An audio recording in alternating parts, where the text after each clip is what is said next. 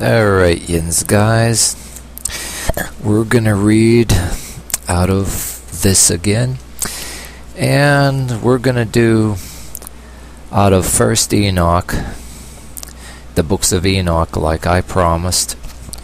And I'm gonna pick today the story about the birth of Noah, about Noah when he was a baby. So we're gonna read through this chapter real quick. And I'm going to have Daisy helping me here because she wants to be here and I guess likes to hear me read. But anyway, here goes, right? I'm going to start right here. It says, "And after some days my son Methuselah took for his son Lamech a wife, and she became pregnant by him and bore a son. And his body was white like snow and red like the flower of a rose. And the hair of his head was like white like wool, and his eyes were beautiful. And when he opened his eyes, he made the whole house bright like the sun, so that the whole house was exceptionally bright. And when he was taken from the hand of the midwife, he opened his mouth and spoke to the Lord of righteousness. And his father Lamech was afraid of him, and fled, and went to his father Methuselah. And he said to him, I have begotten a strange son. He is not like a man, but is like the children of the angels of heaven, of a different type, and not like us. And his eyes are like the rays of the sun, and his face glorious. And it seems to me that he is not sprung from me, but from the angels. And I am afraid lest something extraordinary should be done on the earth in his days. And now, my father, I am entreating you and petitioning you to go to our father Enoch and learn from him the truth, for his dwelling is with the angels. And then Methuselah heard that I was there, and he cried out. And I heard his voice and went to him, and I said to him, Behold, I am here, my son, for you have come to me. And he answered me and said, Because of a great matter I have come to you, and because of a disturbing vision I have come near. And now hear me, my father, for a child has been born to my son Lamech, whose form and type are not like the type of a man. His color is whiter than snow and redder like the flower of a rose. And the hair of his head is whiter than white wool, and his eyes are like the rays of the sun. And he opened his eyes and made the whole house bright. And he was taken from the hand of the midwife, and opened his mouth and blessed the Lord of heaven. And his father Lamech was afraid and fled to me. And he does not believe that he is sprung from him, but he thinks him to be from the angels of heaven. And behold, I have come to you, that you make known to me the truth. And I, Enoch, answered and said to him, The Lord will do new things on the earth, and this I have already seen in a vision, and made known to you. For in the generation of my father Jared, some from the height of heaven transgressed the word of the Lord, and behold, they commit sin and transgress the law, and they have been promiscuous with women and commit sin with them, and they have married some of them, and they have begotten children by them. And there will be a great deluge all over the whole earth, and there will be destruction all over the whole earth, and there will be a great deluge, and there will be great destruction for 1 year. But this child who has been born to you, he will be left on earth, and his 3 sons will be saved with him. When all men who are on the earth die, he and his sons will be saved. They will beget on the earth giants, not of spirit but of flesh, and there will be great wrath on the earth, and the earth will be cleansed from all corruption. And now make known to your son Lamech that the one who has been born is truly his son, and call his name Noah, for he will be a remnant to you. And he and his sons will be saved from the destruction which is coming on the earth, because of all the sin and iniquity which will be committed on the earth in his days. And after this there will be yet greater iniquity, that which was committed on earth before. For I know the mysteries of the holy ones, for that the Lord showed them to me and made them known to me, and I have read the tablets of heaven. And I saw on them generation upon generation will do wrong until a generation of righteousness shall rise, and wrongdoing shall be destroyed, and sin shall be depart from the earth, and everything good shall come upon it. And now then, my son, go and make known to your son Lamech that this child who has been born is truly his son, and this is no lie. And when Methuselah heard the words of his father Enoch, he showed everything to him which is secret. He returned, having seen him, and called the name of the child Noah, for he will comfort the earth after all the destruction.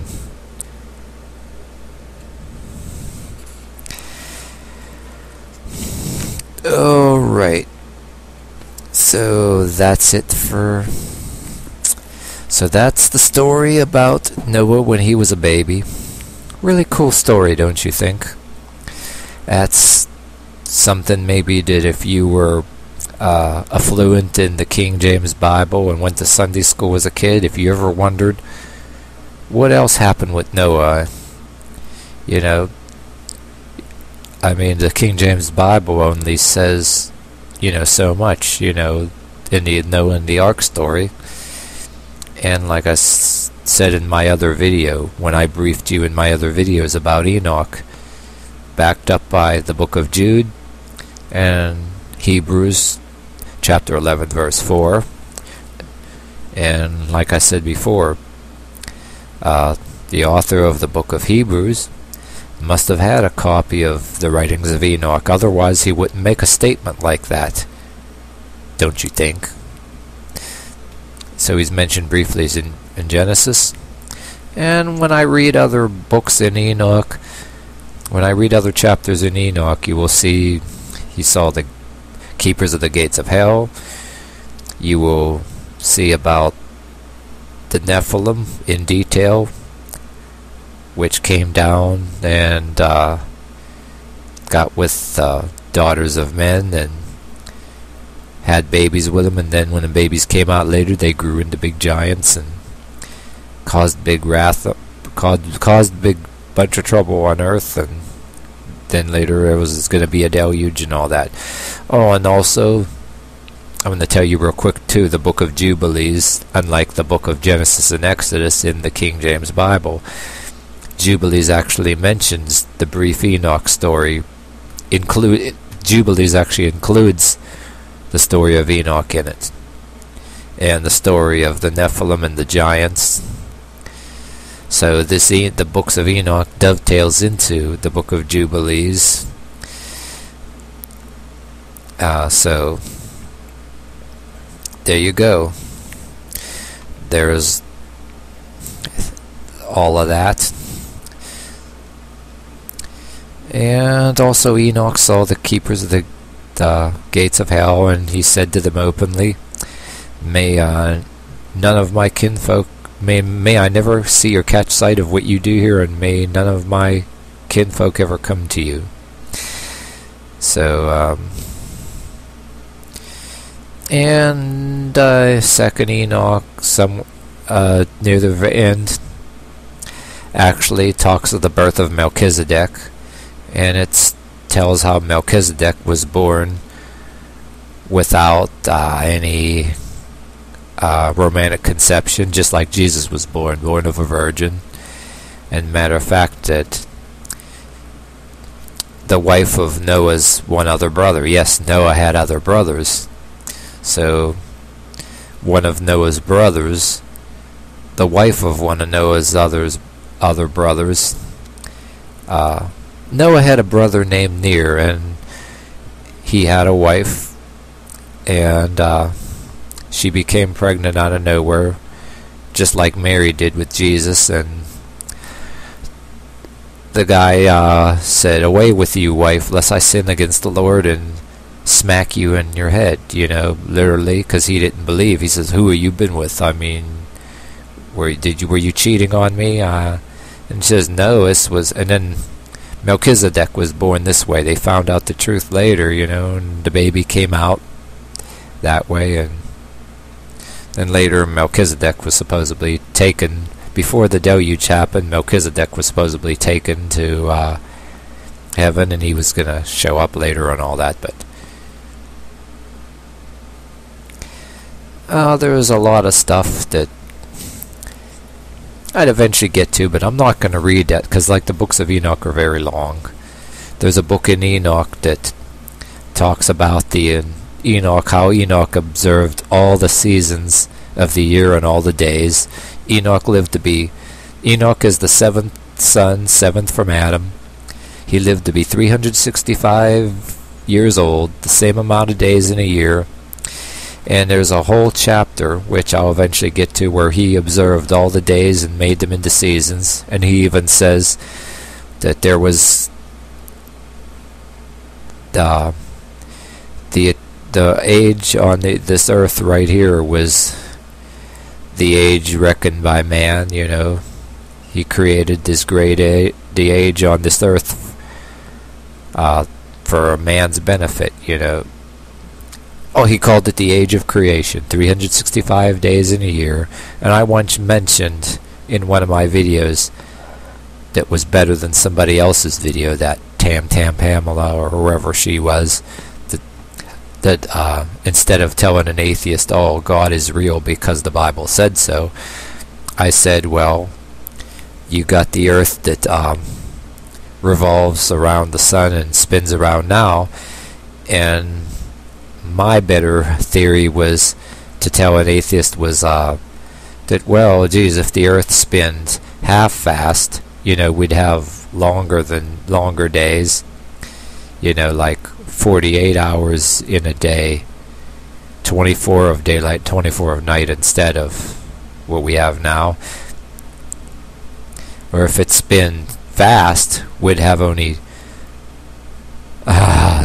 maybe 6 hours of daylight, 6 hours of night. If it spins too fast, you're going to get maybe less hours in daylight and less hours at night.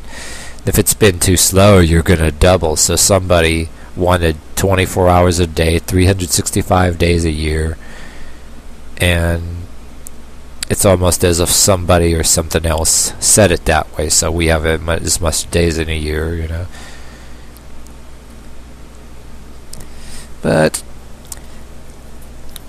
anyway, Enoch called that the eternal age that was set for man's benefit, so that he may contemplate the expectancy of his own life. What he's doing wrong or what he's doing right. And the great age for man's benefit. And he mentioned in the book that if when everybody leaves this world and this world is gone, man will be united with a new eternal age. There'll be no more days or weeks or months reckoned anymore. There'll be one eternal age. And I'm guessing that might be a different world spinning on an axis, and the sun will be here and spinning like this. There'll be no more change of days or night. So in other words, it'll be always daylight over here, but then when it tapers off and you go here a little bit, you might go into slightly evening or dark, maybe some crickets going, I don't know, when you get over here farther. Maybe the world I'm guessing the world on an axis in a slightly different way. Who knows, but said there'll be no more days or months or years reckoned anymore.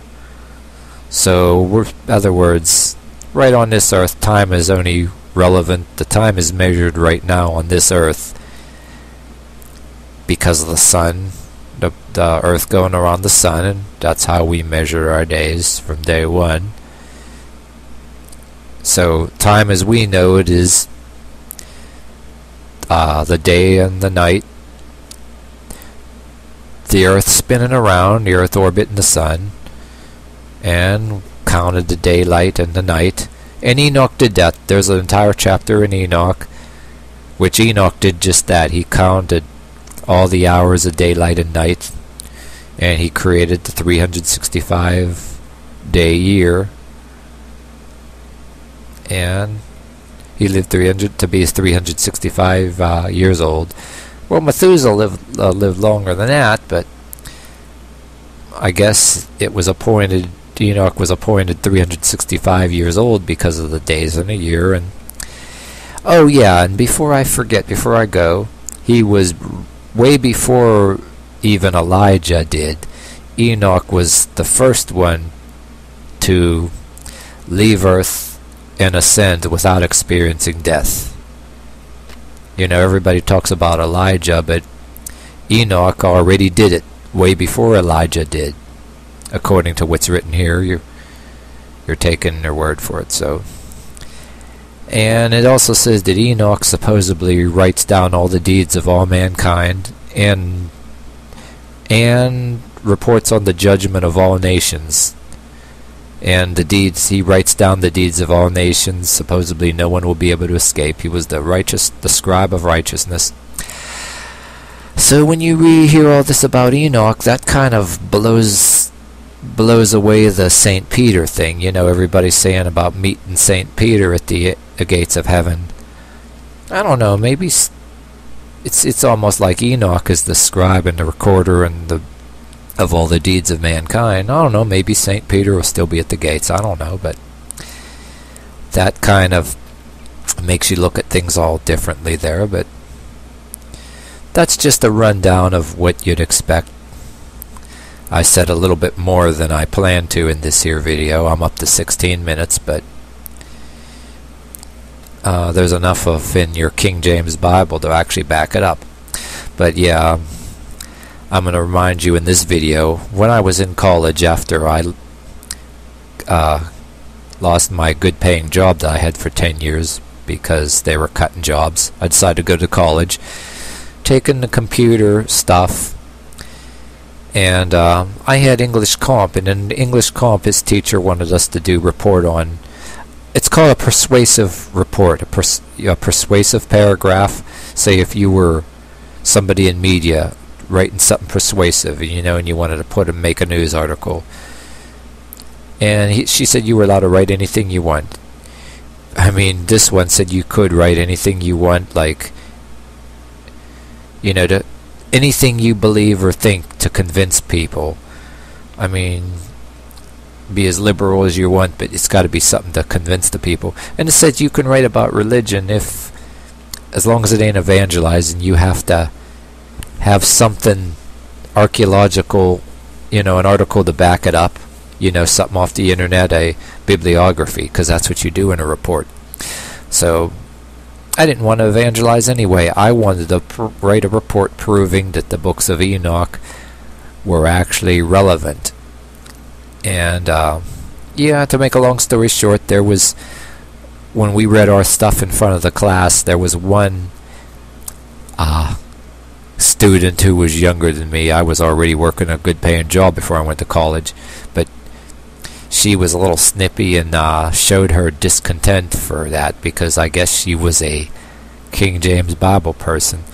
So the teacher kind of stuck up for me there and says about the archaeological stuffs, and she sort of kind of politely stuck up for me a little bit there, and I'm almost thinking that's why she gave me a slightly better grade than I thought too. She took a couple marks off for grammar, but she might have given me a pretty good grade there. I think I got the old report there somewhere in one of my drawers. I still have it, and I look at it now and I see stuff that I could have done better, but she thinks she gave me a B+ on it or whatever, but I had some a B or a B+. It might have been a B, I don't know, but she marked it off because of the grammar or whatever, but told me I did good job. She may have